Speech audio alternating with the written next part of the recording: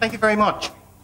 Okay, on the right, you have Eamon de Valera and John Charles McQuaid, and on the left, you have their bastard love child, the Irish Constitution.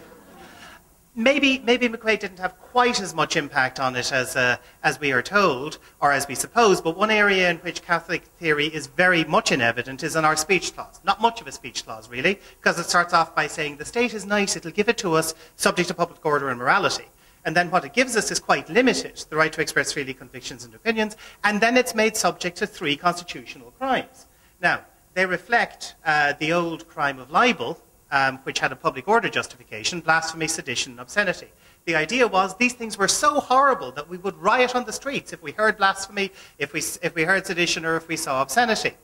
And therefore, the Court of Star Chamber, so-called because it had a star on the roof, the top image there, outlawed the crimes of libel, the 3 main crimes of libel. The Irish Court of Castle Chamber similarly, but it was a terribly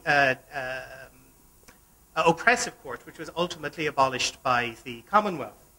The crimes of libel continue to persist, but after that court, the common law of defamation came in afterwards and has softened the area somewhat. Now, the common law crime of obscene libel has been supplemented by various statutory protections, or various statutory crimes, if you like. The common law crime of obscene libel has only been prosecuted once in Ireland. That was an attempt to prevent the showing of Tennessee Williams' The Rose Tattoo by the Spike Theatre Company in 1959. The prosecution failed, but for reasons unrelated to the definition of the offence. The common law crime of seditious libel has been supplemented by the Offences Against the State Act. Basically, anything you say that is nasty as far as the state is concerned can get you into a lot of trouble. And then the common law crime of blasphemous libel, well, there is no statutory equivalent. The Prohibition of Incitement to Hatred Act deals with race, but not with religion. So it doesn't really cover the area of blasphemy. Now, there has been one attempt in the history of the state to prosecute blasphemy. This was in the aftermath of the divorce referendum. The image on the left is an advert during the referendum. The image on the right is a newspaper column cartoon immediately afterwards. Hello, divorce, bye-bye, daddy, versus the fact that Corway objected to, Mr. Corway objected to that image. The Supreme Court held, in fact, there was no understanding in the Constitution of what the word blasphemy meant, so all of these crimes of libel disappeared.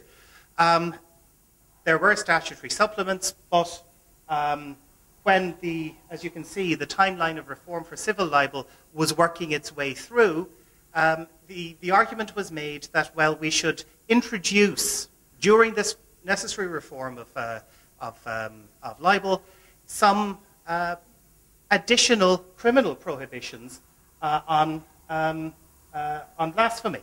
Now, the Defamation Act, as you can just see, abolished all of the other common law crimes, but brought back in, for reasons that don't seem to me to have been clearly explained, a crime of blasphemy, which is plainly not a good thing. And this is the definition of blasphemy. It is blasphemy to cause outrage among a substantial number of adherents of a religion by intentionally publishing material that grossly abuses or insults matters held sacred by that religion. That's all it needs to be. It needs to be something that they don't like. It doesn't have to force them out onto the streets to object. Now, we have seen in various cases that there have been riots from things that people have objected to as blasphemy, but our definition doesn't require that. It just requires that somebody doesn't like it, enough people not liking it.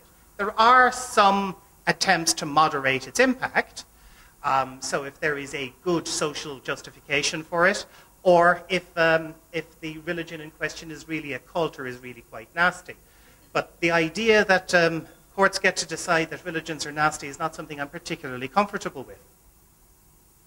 To go back to the 1937 Constitution then, the constitutional crime is now given effect not by a common law crime, but by 3 statutory provisions.